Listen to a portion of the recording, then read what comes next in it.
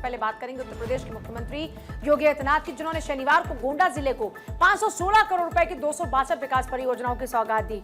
इस दौरान उन्होंने विभिन्न परियोजनाओं का लोकार्पण किया, शिलान्यास किया और जनसभा को संबोधित करते हुए विकास और सुशासन को लेकर विपक्ष पर जमकर हमला भी बोला। इससे पहले सीएम योगी आदित्यनाथ ने बलरामपुर में मां देवी पाटन मंदिर में पूजा अर्चना भी की।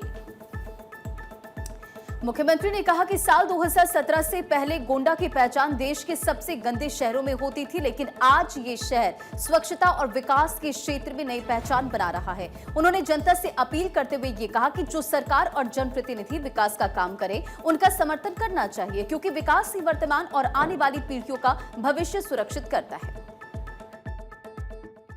बहन और भाइयों, 57,000 से अधिक ग्राम पंचायतें हैं। बिना रोक टोक के योजना का लाभ सबको मिल रहा है। पर्व और त्योहारों में कोई व्यवधान नहीं डाल सकता है। उत्सव के रंग में किसी ने भंग करने का काम किया तो फिर वर्तमान तो जाएगा ही जाएगा, भविष्य भी स्वाहा हो जाएगा।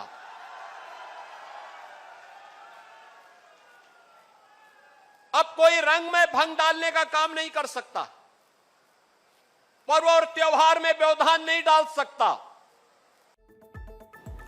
योगी आदित्यनाथ ने कहा कि गोंडा में मेडिकल कॉलेज का सपना साकार हो चुका है। इसके अलावा जिले में इंजीनियरिंग और कृषि महाविद्यालय भी स्थापित किए गए हैं। मुख्यमंत्री मॉडल कंपोजिट विद्यालय का निर्माण चल रहा है और स्वास्थ्य सुविधाओं को बेहतर बनाने के लिए अन्य अस्पतालों का भी विस्तार किया जा रहा है। उन्होंने कहा कि सही सरकार चुनने से सकारात्मक परिणाम मिलते हैं, जबकि गलत नेतृत्व विकास को बाधित करता है। मुख्यमंत्री ने कहा कि आज गोंडा न केवल स्वच्छ हुआ है, बल्कि विकास की नई रफ्तार के साथ में आगे बढ़ रहा है और अपनी अलग पहचान स्थापित कर रहा है।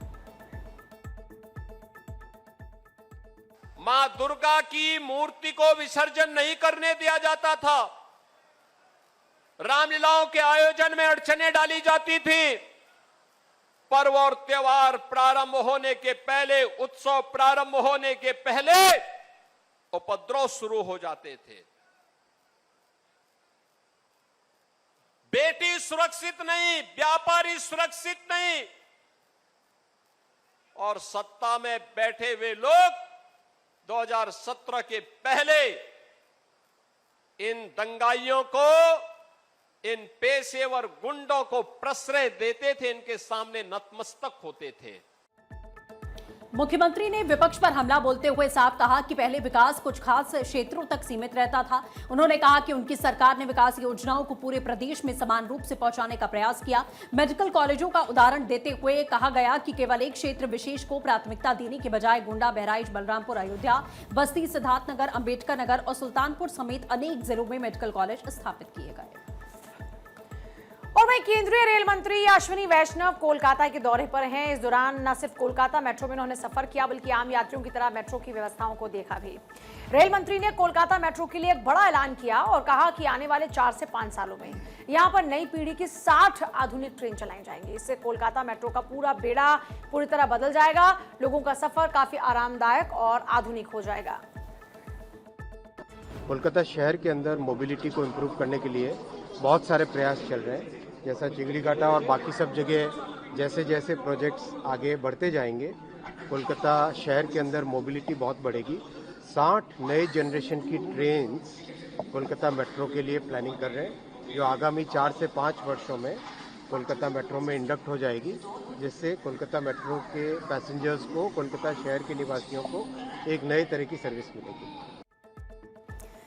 बंगाल में पिछले महीने हुए सत्ता परिवर्तन और नई बीजेपी सरकार के गठन के बाद रेल मंत्री का ये पहला बड़ा कोलकाता का दौरा है और राज्य के नए मुख्यमंत्री शुवेंदु अधिकारी और रेल मंत्री अश्विनी वैष्णव के बीच राज्य सचिवालय नबन्ना में एक महत्वपूर्ण और लंबी बैठक हुई।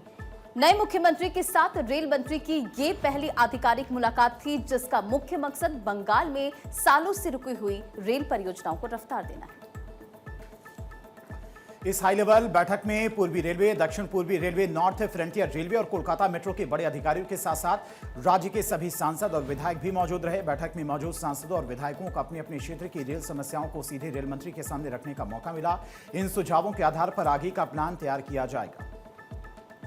बैठक में रेलवे ओवरब्रिज के आरओबी अंडरपास, नए पुल स्टेशन रीडेवलपमेंट और चल रही विभिन्न मेट्रो परियोजनाओं के काम में तेजी लाने पर विस्तार से बातचीत की गई।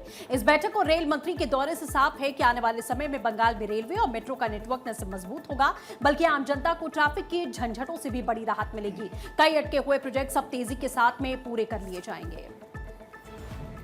और वहीं मध्य प्रदेश से बीजेपी की राज्यसभा उम्मीदवार रजनीश अग्रवाल और पार्टी के राष्ट्रीय महासचिव तरुण चुग ने नामांकन पत्र भर दिया है। और इस दौरान में सीएम डॉक्टर मोहन यादव, प्रदेश अध्यक्ष हेमंत खंडेलवाल और कैबिनेट मिनिस्टर कैलाश विजयवर्गीय मौजूद रहे। नामांकन से पहले रजनीश अग्रवाल ने कहा कि पार्टी का कार्यकर्ता हूं और पार्टी ने मौका दिया है, विकसित भारत का सपना सच करने में पूरी ताकत से काम करूंगा। और वहीं तरुण चुग ने प्रदेश और केंद्रीय नेतृत्व का आभार जताया और प्रत्याशी बनाए जाने को पार्टी का आशीर्वाद बताया। नॉमिनेशन के बाद सीएम डॉक्टर मोहन यादव ने कहा कि आज हमने दोनों ही राज्यसभा प्रत्याशी का नामांकन भर दिया है। इस दौरान भाजपा की सभी दिग्गज नेता मौजूद रहे। इस समय हम सभी हर्ष और उल्लास के साथ हैं। हमारा राज्य संगठन की श्रेणी में सर्वश्रेष्ठ राज्यों की श्रेणी में आता है। हम सबने मिलकर उनका नॉमिनेशन फॉर्म जमा करवाया है। सारे मित्रों के साथ सारे मंत्रीगण, विधायक, सांसद, हम सब ने मिलकर के भारतीय जनता पार्टी द्वारा प्रत्याशी घोषित दोनों राज्यसभा के माननीय सदस्यगणों के नॉमिनेशन फॉर्म को यहाँ जमा किया है। सब अत्यंत हर्षोल्लास के साथ यशस्वी प्रधानमंत्री श्रीमान नरेंद्र मोदी के नेतृत्व में जिस प्रकार से भारतीय जनता पार्टी विश्व की सबसे बड़ी पार्टी हुई है, हमारे लिए सौभाग्य की बात है।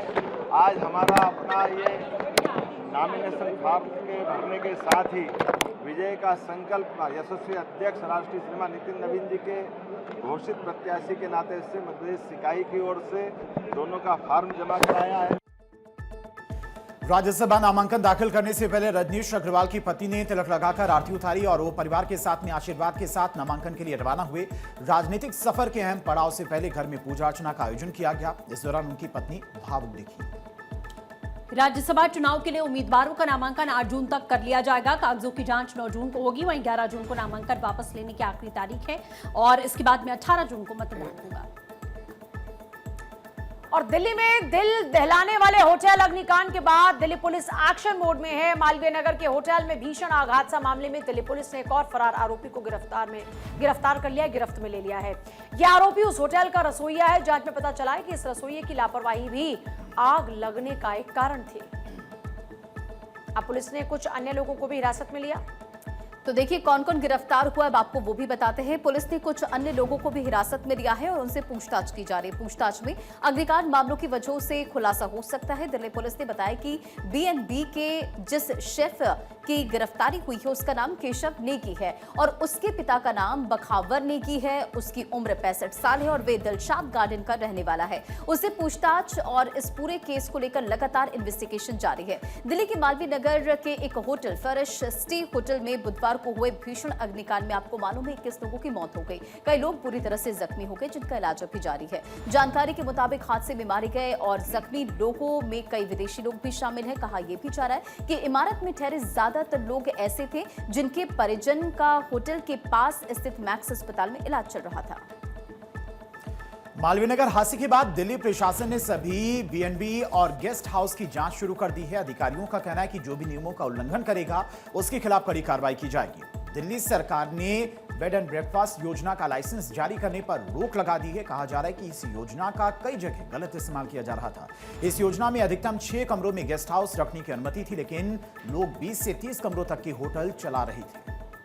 मालवीय नगर आग हादसे के बाद में पुलिस ने सख्त कदम उठाते हुए फ्लरिश स्टे होटल के मालिक लवकेश बजाज को गिरफ्तार किया। पुलिस के मुताबिक होटल संचालन में बड़ी लापरवाही और सुरक्षा मानकों की अनदेखी के आरोप भी सामने आए। फिलहाल आग लगने के कारणों की जांच लगातार जारी है। पहली नजर में शॉर्ट सर्किट से आग लगने की बात कही गई, तो वहीं सिलेंडर ब्लास्ट की घटना भी इसकी वजह बताई गई। जांच पूरी होने के बाद ही असल वजह सामने आएगी।